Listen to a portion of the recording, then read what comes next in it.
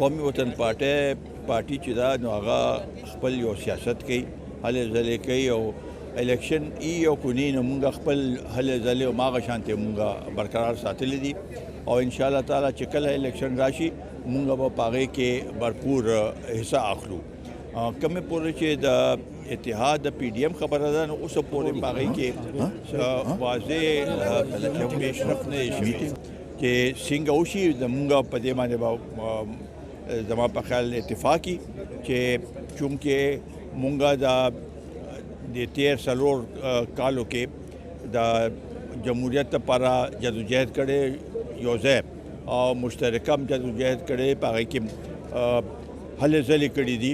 نو مونږ غواړو چې آینده هغه کې ماغه شانته د ټولو پارټو اتحاد وشي او هغې نه پس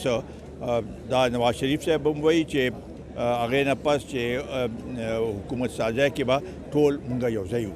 نو دا یو واضح هغه دی ان شاء الله تعالی په دې باندې به دا څنګه چې وخت راشي نو پیشرفت به کېږي پښتونخوا کې چې د امنیت وضع ډېره خرابه شوې ده تاسو چې کوم دی بل وخت کومه اے پی سی راغوښتې شوې وه په دې کې تحریک انصاف شرکت نه شرکت ته په کوم نظر ګوره دي امن خو ډېر خراب دی او دا کوم واقعات چې کېږي روزانه په بنیاد باندې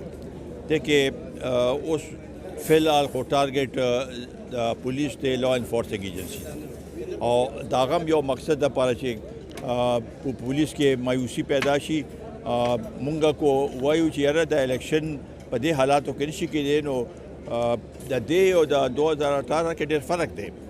هغه وخت کې داسې صورتحال نو اوس خو پولیس باندې ټول حملې دي نو څنګه به هغوی د پولنګ سټیشن تحفظ کوي څنګه به هغوی د کینډیډیټ تحفظ کوي دا شی لږ ډېره ګرانه ده او زما په خیال دا کم صورتحال چې جوړ دی د چې تاسو وګورئ ګیرای کې به ته وګورئ نو دا څنګه دا ولې جوړ شوی دی تیر حکومت چې کم پالیسی اختیار کړې وه او کم طریقې سره دا خلک واپس راغلل او هغوی یې په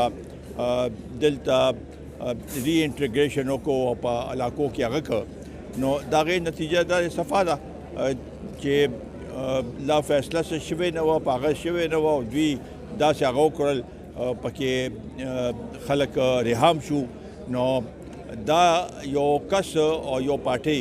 دې کې هغه کړی و په کار دا دی چې دا د پارلیمنټ په سطح باندې په هر یو هغه نقطې باندې جوړ نظر ساتل شوی وي او هغوی په دې باندې یو فیصله کړې وي نو بیا د هغې نه پس به آیا د افغانستان حکومت سره چې دی هغوی سره خبرې اترې کول پکار و که نه دا چې کوم طریقه دوی اختیار کړې وه ځکه چې د افغانستان په خاورې باندې هغوی دي نو پکار دا دی چې افغانستان حکومت سره خبرې شوې وي او هغوی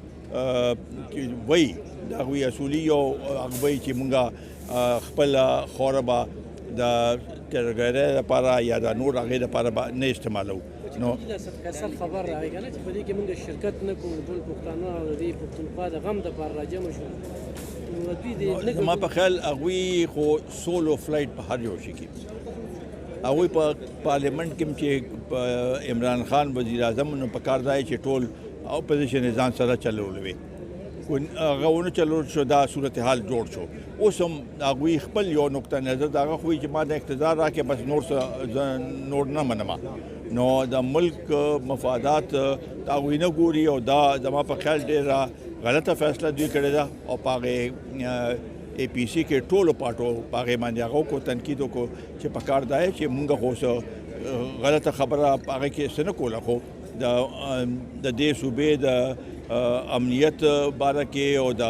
معیشت او د کم صورتحال چې جوړ دی په دې باندې خبرې وې په لومړني ځل چې سرکار تنخوا وانغېسته سرکاري ملازمین اوس صحت کارت وي بند شو بیا بحال شو بیا بند شو هم سټلای بوی دوی دا زموږ یو منصوبه ده نو دې ته چې په کوم نظر ګورئ چې دا د نگران حکومت کار دی نگران پکې څوک چې پیسې نه هغه به انشورنس کمپنۍ له به کم دی نه پیسې ورکوي او انشورنس کمپنۍ 14-16 ارب روپے په بقایاجات کې دي نو دا خو دې حکومت غلط هغه کړی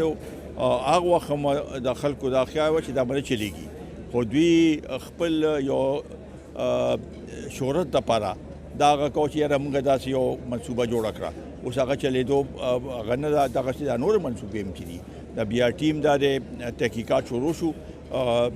مخامخ بشي چې څه صورتحال دی او زما په خیال چې سامره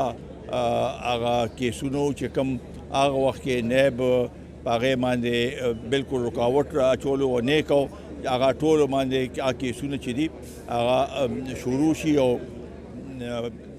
دود کا دود او پانی کا پانی شي.